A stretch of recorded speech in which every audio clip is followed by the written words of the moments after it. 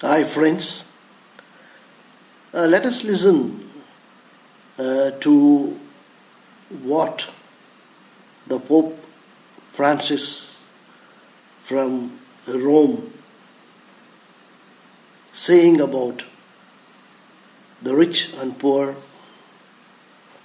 the economy of moving towards wealth creation and losing out on human health.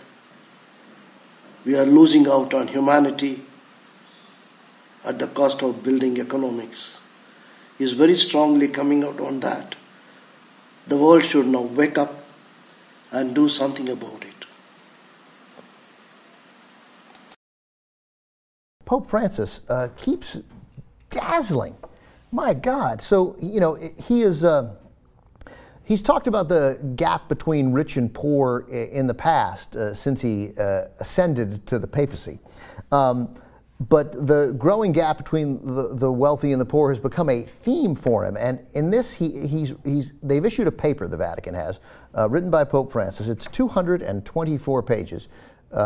Granted, it's like in Helvetica, and the font looks to be about 18, but still, it's 224 pages. It's 50,000 words, and he talked about trickle-down economics. He disparaged the trickle-down economic theory that, of course, Reagan made famous. And he is having none of it, and it is really amazing what he said today. And so I'm going to read you some of it because it's quite remarkable. Let's begin with 5B for the Pope, because this is, I thought, the most telling point that he made of all. Such an economy, the kind of economy that we have now, kills, says the Pope. How can it be that it is not a news item when an elderly homeless person dies of exposure, but it is news when the stock market loses 2 points? I mean, hard to argue with that. He continues, let's move on to 6. As long as the problems of the poor are not radically resolved by rejecting the absolute autonomy of markets and financial speculation and by attacking the structural causes of inequality, no solution will be found for the world's problems, or for that matter, to any problems. Today, everything comes under the laws of competition and the survival of the fittest, where the powerful feed upon the powerless. Masses of people find themselves excluded and marginalized, without work, without possibilities, without any means of escape. Human beings are themselves considered consumer goods to be used and then discarded. It is no longer simply about exploitation and oppression, but something new. The excluded are not the exploited, but the outcast, the leftovers.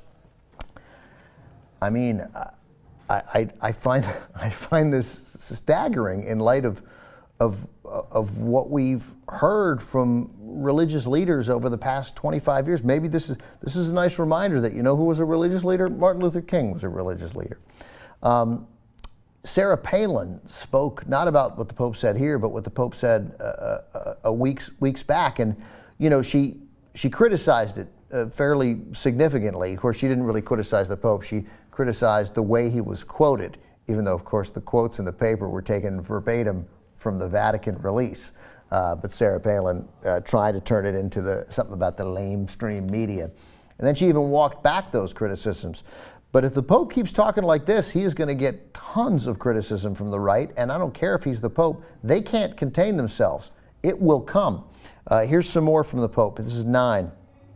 This imbalance between the rich and poor is the result of ideologies which defend the absolute autonomy of the marketplace and financial speculation. He's dissing financial speculation. We have created new idols, says the Pope. The worship of the ancient golden calf has returned in a new and ruthless guise in the idolatry of money and the dictatorship of an impersonal economy lacking a truly human purpose. To all this, we can add widespread corruption and self-serving tax evasion, which have taken on worldwide dimensions. I don't see it possible that the right wing in this country can stay quiet while the Pope gets on them for self-serving tax evasion. The Pope is literally calling for, around the world, higher taxes on the rich so that we can give more for the poor. That sounds like the Pope is calling for a redistribution of wealth. That can't be. Except, of course, it makes perfect sense, because who would call for a instant and quick and thoughtful, mind you, definitely thoughtful redistribution of wealth would be Jesus. And this would appear to be a Pope that is actually taking the teachings of Jesus seriously. For the first time in my life, I find myself interested in news about the Pope and what the Pope will do next and what the Pope will say next. And it turned out, when he made that statement, this is what is so rare in a politician. He came out and said, look, I don't know whether I'm for gay marriage, and I'm not for gay marriage, and I'm not for abortion. We know he's not, right? He's not pro-choice, and I'm sure that he would rather gay people not get married. But what he said was, I'm done talking about it. And I'm certainly not going to tell a gay person that they don't belong in the kingdom of heaven, or that God doesn't love them. And if they're gay and they want to get married, his point was, that's like the 838th thing I'd bring up to them. Like, there's so much more love that we can give, and we are done excluding. And it turned out, I think we can say, he meant it. He meant it. This is what he wanted to talk about. Important things about economic injustice affecting millions, billions, certainly hundreds of millions of people. Billions, of course. And he's doing something about it and talking about it, and maybe at some point changing the conversation, so that when we start talking about a need to redistribute wealth in this country to a reasonable degree, not like Marx would have wanted, but like Clinton would have wanted.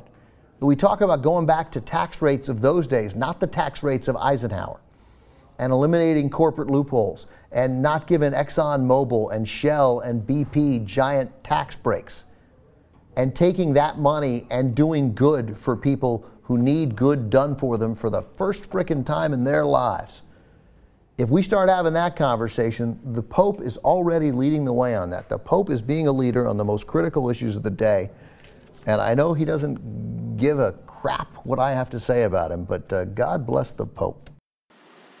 So friends, we have just seen what Pope Francis said and wanted the world to change.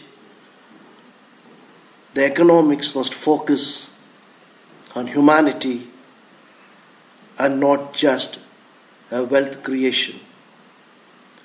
Let us change our focus from money to human values.